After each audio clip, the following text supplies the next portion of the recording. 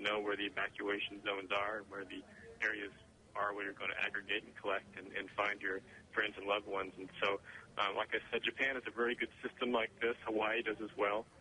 Not every country does so. So, you know.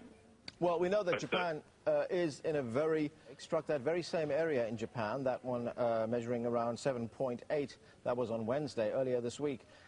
Has certainly caused a lot of problems. And so even a relatively small aftershock could topple buildings, for example. So it is a big hazard.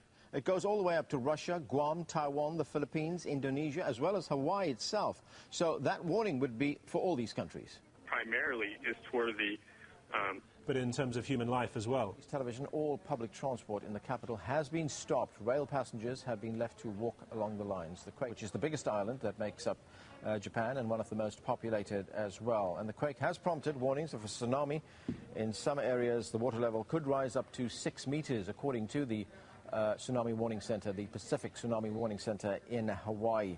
And there are already reports of a 1 meter high wall of water hitting the east coast of Japan. In fact, these pictures that we're looking at here show some of that water that's hit the coast, a wave of water that came off the coast, washed up on land. We can see it over there. These are the latest pictures that we're getting from Japanese television. The quake struck mid-afternoon Japanese time, around 3 o'clock in the afternoon. That's on Friday, and the epicenter was about 125 kilometers off the eastern coast, and as we've been reporting, at a very shallow depth of 24 meters. And when a quake strikes at that depth, very shallow, it can cause a lot of damage. Now, the blaze that you saw just a few minutes ago, 3%. The quake was felt as far away as the the Chinese capital of Beijing. And as we've been reporting, that earthquake that struck off the east coast of Japan measured 8.9 in magnitude. That magnitude has just been upgraded by authorities at the Tsunami Warning Center in Hawaii. It struck off the northeast coast. But obviously that can't extend all the way up and down the coast, as we're seeing in these pictures. The recent seismic activity has prompted a great deal of... the magnitude 8.8 earthquake could generate a tsunami of up to 20 meters in height. There was a tsunami of a meter in height which hit the east coast. We're looking at these pictures coming to us from Japanese television, showing us a wave of water sweeping on land, sweeping everything in sight there. It's washed away cars and torn away at buildings right along there, along the coastline.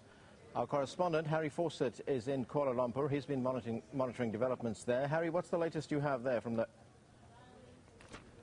Well, it seems, as you can see on air on these incredible pictures, the tsunami is making its way ever further south down the coast of Honshu towards Tokyo. Even in the last few minutes, we've had a report from the Agence France Presse agency that the parking lot at the Tokyo Disneyland to the epicenter of the earthquake. We understand it was about 120 kilometers off the coast, and the first waves of water. Gli edifici a Tokyo hanno fortemente tremato, la gente è scesa in strada presa dal panico, i trasporti sono stati sospesi, fermi i treni e chiuso l'aeroporto di Tokyo. Al momento le notizie parlano di numerosi feriti, ci sono anche notizie di incendi sulla costa. Le autorità hanno lanciato l'allerta tsunami ai massimi livelli. L'agenzia meteorologica giapponese ha parlato di un rischio di onde anomale fino a 10 metri di ampiezza, soprattutto nelle prefetture di Miyagi e Ibaraki. Was that there were no sensors out in the sea to warn people of a tsunami advancing down on them, and then there was a lot of money that was spent to put those sensors out in the sea so that people would know when a tsunami was coming down. Would that have been operational today?